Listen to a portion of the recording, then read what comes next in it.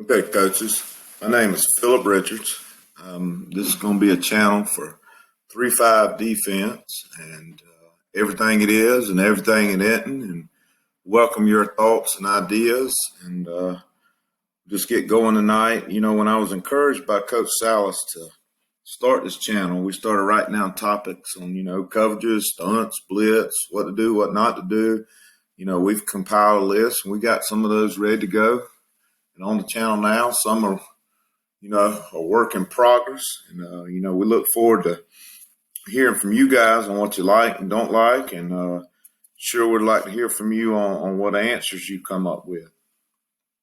So before we, jumped into a lot of different topics, I wanted to start with the why and how I arrived here. And, it's been a journey for the past 30 years to come to a 3-5 defense. I know it's newfangled space age. It's the new spread for defense. It's pretty, and that's definitely not what I was brought up on and what I think and believe about defense. I started out on an old-fashioned 5-2 defense, and then somewhere along the way in the late mid-'90s, high school started what they thought was spread. I think they were just lining 4 and 5 people up and slinging the ball everywhere. And I remember running into a playoff game.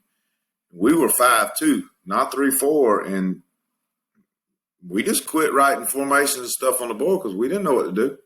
We absolutely were guessing at it. So, we went to work, and I stumbled across a book by Tom Simonton. He coached in the 60s and 70s at Central of Macon, and it's called 44 Stack Defense.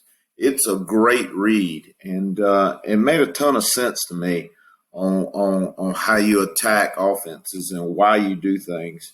And, we started trying to implement that. And one of the big things is nobody was running it, so we got away with it for a while. But, I always felt like something was missing, and it was really good to me, but was this the answer? So then we come back around to a 3-4. That 50 had evolved, and, we just always felt like, though, the offense could dictate just a little too much of what to do or not to do. And it wound up at a very small school. We were limited staff and athletes, and we just, honestly, we couldn't get lined up in the 3-4. People could not only manipulate us, but we would just misaligned so much. And in the off season, we went to work and we wrote every defense we had ever seen up on the board, called people, got film, wrote down what we liked and didn't like. We filled up every board we have, erased things 10 times because we kept asking why. The biggest thing is we kept coming back to the 3-5. So here's or at least my why on why 3-5. Here's our top 10 list. Kind of stole that from David Letterman. Not quite as funny. And we'll hit each topic. It adjusts. Alignment doesn't change assignment. Multiple looks.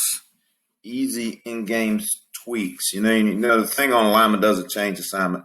Not necessarily. There are a couple times. There's no always. There's no never in football. But alignment usually, most likely, we try to not change assignment. Offenses want to know what we in. The biggest thing I like about it is you got sideline tweaks, half-line tweaks that are readily available because each position only has a few simple rules to follow. No prototype athletes. I think this is built for high school athletes. It's great for your sub-varsity, your feeder programs, your middle school. Your success is in the energy of your defense. I wanted a high school defense that we could run from varsity down. And I listen to them Iowa State guys, and they talk about not being able to recruit the D linemen that a LSU and Alabama, a Clemson, an Oregon, a Michigan can get. And what can they get and what can they get away with? And if they're doing it, I think we can do it in high school. I like the effort part because that effort guy, that's my kind of guy.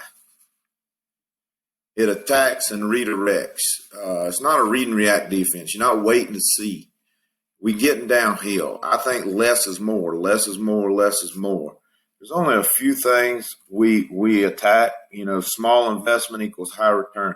how fast can we get to the ball? Remember, each position has a few simple rules. 8 stand-up players. I think stand-up players are harder to block than guys with their hand on the ground. Stand-up players usually or should mean more speed on the field.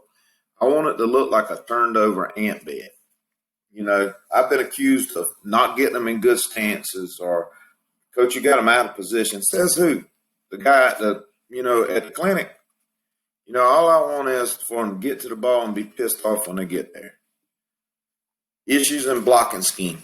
Hit-up players or what-if players. We have a nose guard, stacked linebackers. So, from coaching O-line and you got a hit-up player, everything's a what-if. You got to do everything twice because he can slant right, he can slant left. That nose is on your center. And why in high school does that kid play center? Because he's the one that can snap the ball. He's, probably not your best blocker. If he is, then, Georgia's probably calling him. But he's the one that can snap the ball. So I got a nose guard trying to whip his butt every play. Stacked linebackers are a booger. They're a yeah, but to the O-line constantly. Appearance and pre-snap movement. Your offense becomes protection-oriented. We got a lot of smoke and mirrors, I'm going to be honest with you. We're not doing all that it looks like we're doing.